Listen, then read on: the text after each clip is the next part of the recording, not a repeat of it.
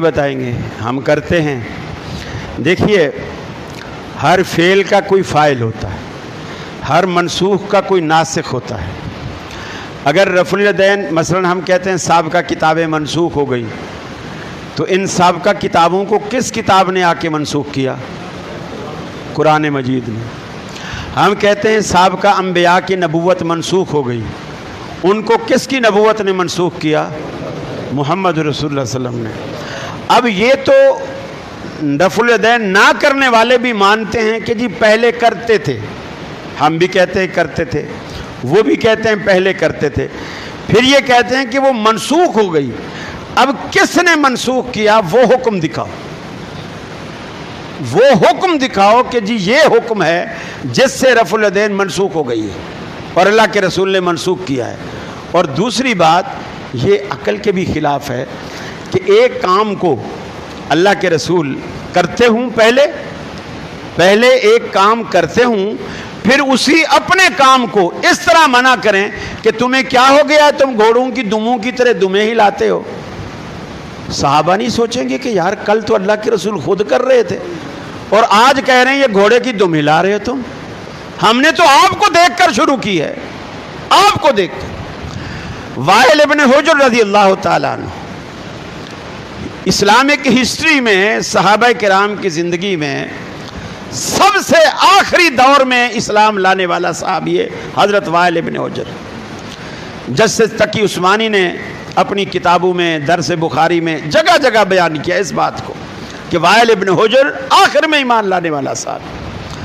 اور رسول اللہ صلی اللہ علیہ وسلم کے آخری سال, رسول اللہ صلی اللہ علیہ وسلم کے آخری سال 2 دفعہ وائل ابن حجر کی ملاقات ہوتی ہے. آخری سال 2 دفعہ ملاقات ہوتی ہے.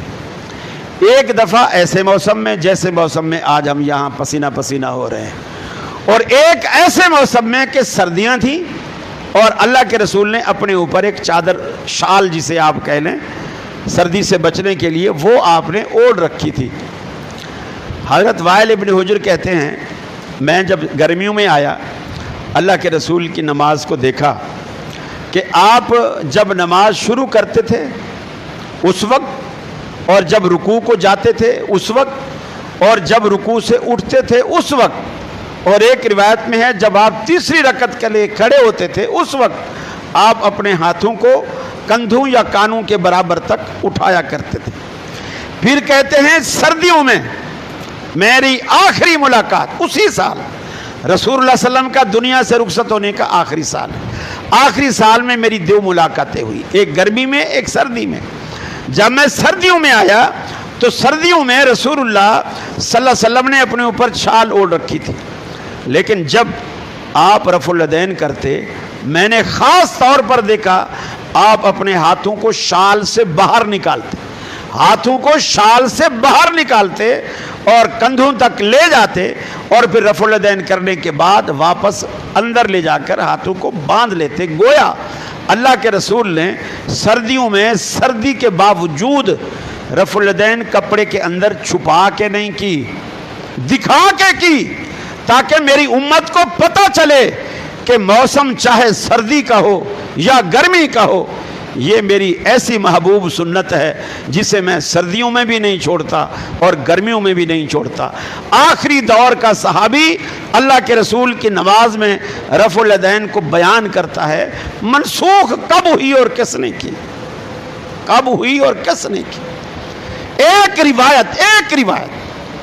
ایک روایت تو حدیث کے ذخیرے میں یہ الفاظ دکھا دو اللہ کے رسول نے کہا ہو آج کے بعد رفع الیدین نہیں کرنا, یا آج کے بعد رفع الیدین منسوخ ہے. کوئی ایک لفظ تو منسوخی کا لفظ تو حدیث میں دکھاؤ نا, کچھ تو کرو. تو یہ دعویٰ دیکھو, دعویٰ تو یوسف کے بھائیوں نے بھی کہا تھا کہ یوسف کو بھیڑیا کہا گیا ہے, کہا تھا نا, لیکن آج تک اس کا وہ ثبوت دے سکے ہیں کہ یوسف کو بھیڑیا کہا گیا تھا. اللہ نے بادشاہ بنا کے واپس ملوایا اپنے باپ یعقوب علیہ السلام سے, اور پھر ثبوت بھی دے رہے ہیں, دعویٰ بھی ہے کہ یوسف کو بھیڑیا کھا گیا ہے, ثبوت بھی دے رہے ہیں. ثبوت کیا دے رہے ہیں؟ یوسف کے کرتے پہ خون لگا کے باپ کو دکھا رہے ہیں, اور یہ قرآن کہتا ہے۔ باپ کو دکھا رہے ہیں یوسف کے کرتے پہ خون لگا کے، اب ثبوت بھی دکھا رہے ہیں، لیکن قرآن کہتا ہے ان کا دعویٰ بھی جھوٹا تھا، ان کا ثبوت بھی جھوٹا تھا۔ ارے وہ جھوٹا صحیح، تم دکھاؤ تو صحیح نا، دکھاؤ تو صحیح کہ منسوخی کی یہ حدیث ہے کہ آپ نے فرمایا آج کے بعد رفع الیدین نہیں کر رہا۔ کم از کم میں اپنے حد تک میں یہ آپ سے وعدہ کرتا ہوں، آپ حدیث لے آئے میں آج ہی ترک کروں گا، آج ہی ترک کروں گا۔ اللہ کے رسول نے منسوخ کر دی ہو اور ہم کرتے بھی رہے، یہ کیسے ہو سکتا ہے؟